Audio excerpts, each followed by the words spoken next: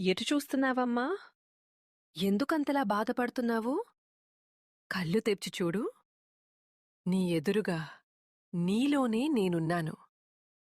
నీ కంట నీరు వస్తుంటే, ఈ జగన్మాత హృదయం ద్రవించదా?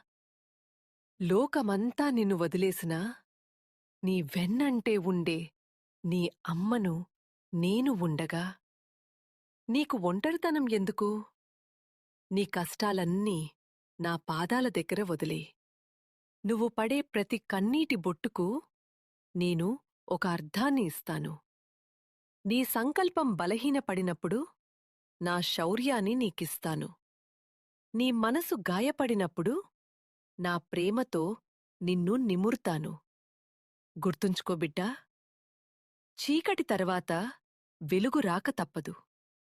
నీ పోరాటంలో నువ్వు ఒంటరివి కావు.